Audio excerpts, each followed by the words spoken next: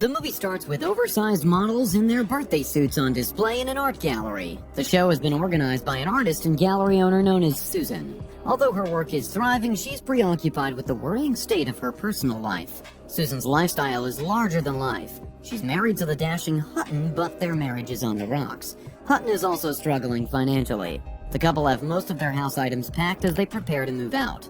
Christopher, Susan's assistant, delivers a package to the office. Susan decides to give all her workers the weekend off. She intends to spend time with her husband and reconnect with him. Susan is busy sorting through items and has Christopher open the package. Turns out to be a copy of a novel written by her ex-husband, Edward. Susan is surprised that Edward has broken the deafening silence between them after 19 quiet years. Edward has also attached a note with his contact details because he wants to meet Susan when he's in town. Susan has been trying to keep the problems of her private life with Christopher a secret. However, Carlos and Alessia, who are their closest friends, know about the trouble in paradise. During a dinner party, Alessia worries about Susan's insomnia. Christopher leaves the gathering early to go on a work trip. That same night, Susan has a look at the book from Edward. She's shocked to see that the story is dedicated to her, sparking her curiosity even more. The novel unravels the story of Tony, his wife Laura, and their teenage daughter India. Tony and India are packing suitcases in the trunk of the car in preparation for a road trip. They set out on their trip. Tony is trying to bond with India, but she would rather chat on her phone. Laura and India eventually fall asleep. As Tony's driving, he notices two cars driving side by side. Tony is unable to overtake them since there is no other lane available. Tony manages to hoot one car out of the way. They notice a group of young men in their car laughing their heads off. India boldly flashes them her finger to show her rage. This gesture causes a series of unfortunate events to unfold. The car that Tony overtook speeds up until they're driving beside Tony. They bully Tony on the road until he accidentally hits the other car. Tony tries to escape when they tell him to pull over. They manage to hit Tony until he veers off the road. Tony comes face to face with Ray, Lou, and the rest of the gang. Ray is livid and accuses Tony of causing the accident. Ray offers to fix Tony's flat tire. India tries to defend her father, sparking rage in Ray and Lou. They make an attempt to attack Laura and India. Tony is defenseless because he's been held down by the rest of the men. He helplessly watches as Laura and India are forcefully driven away. Tony remains behind with Lou, and they eventually follow the rest in another car.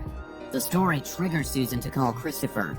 She's concerned that he has not updated her on his safe arrival. Christopher dismisses her concern as an insomnia episode and promises to talk to her later.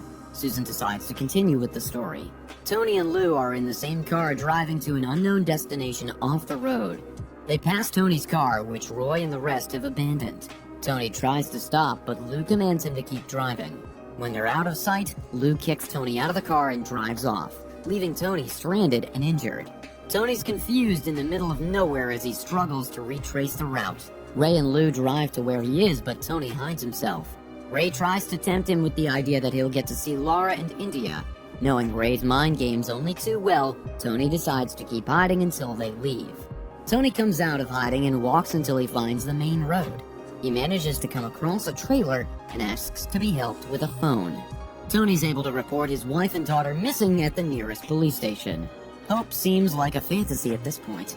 The officer encourages Tony to get some rest.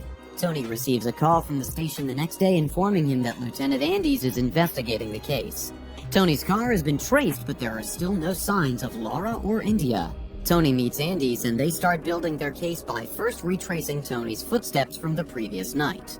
Tony leads the officers all the way to the fence he jumped through to get to the main road. Andes is familiar with the route and mentions a garbage site. They get to the site and see two bodies strewn on a worn-out couch. Tony is devastated to learn that it is both Laura and India. Tony is a bit hopeful that they are unconscious, but soon learns that they have both passed away. A shocking twist in the story prompts Susan to call her daughter to confirm that she is okay. Susan has fond memories of her first meeting with Edward. A surprise encounter on the street has them grabbing dinner as they catch up over a meal. Sparks fly in the air as Tony and Susan get to catch up on the lost years. Back at the station, Tony receives a brief from Andes about the causes of death for his loved ones. From battery to sexual assault, Tony is heartbroken by the news of Laura and India's harrowing experience. Susan spends another sleepless night as she recalls the memory of her mother. Susan has experienced a strict and controlled upbringing. The status of her career is of high priority to her mother. Susan's mother is also against her relationship with Tony. Susan's mother stands firm in the belief that her daughter deserves to be with someone who is her equal. Her mother coldly predicts that Susan's relationship will not last. Fast forward to the present time, Susan decides to reach out to Edward. She tells him how great the manuscript is, and she's looking forward to meeting him in person. Meanwhile, Tony spends his days trying to help Andes crack the case. Although Andes sends him a photo of a suspect, Tony confirms that he cannot recall the face at the crime scene. They meet the following day so that Tony can identify some suspects arrested in a supermarket the previous night. Tony is able to spot Lou. Lou denies any involvement in the crimes he's being accused of. Reading the book causes Susan more sleepless nights as she tries to understand the violent, yet sad story. She also finds it coincidental that Edward has named the book after a name he used to call her. He has also dedicated the book to Susan. Okay guys, quick pause to remind you to comment, like the video, and subscribe to the channel if you like what you see. On with the recap. Tony and Andes continue their investigation. They pay a visit to Roy, who is one of the suspects. Roy is angered by their ambush but has no choice but to respect authority.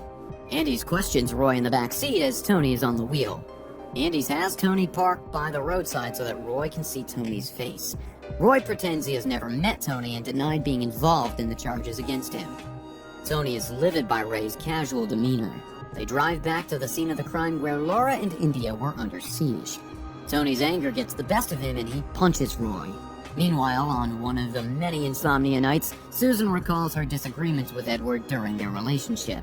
Susan insists that they are two different people with clashing priorities. The heated exchange between the two leaves no room for hope to salvage their partnership.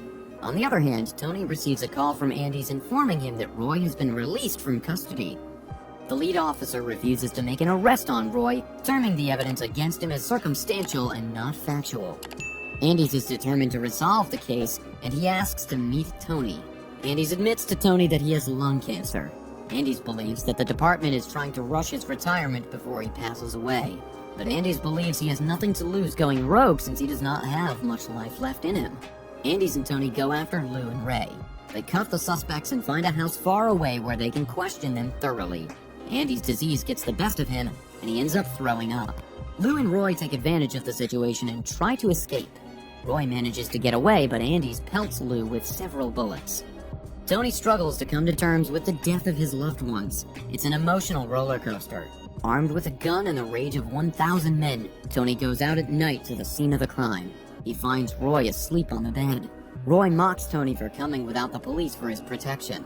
However, Tony is determined to serve the justice he feels he has been denied. Roy crawls out of the bed while hiding a blunt object behind his back. He takes a swing at Tony, who shoots him in the chest. Roy is able to gather his strength and take another swing at Tony as Tony strikes again. Tony is unconscious, but Roy has succumbed to his injuries. Tony crawls out of the cabin, disoriented and injured in one eye. He trips and falls as he's walking, causing him to accidentally shoot himself. Tony is fought to the death. Meanwhile, Susan is eager to meet Edward again.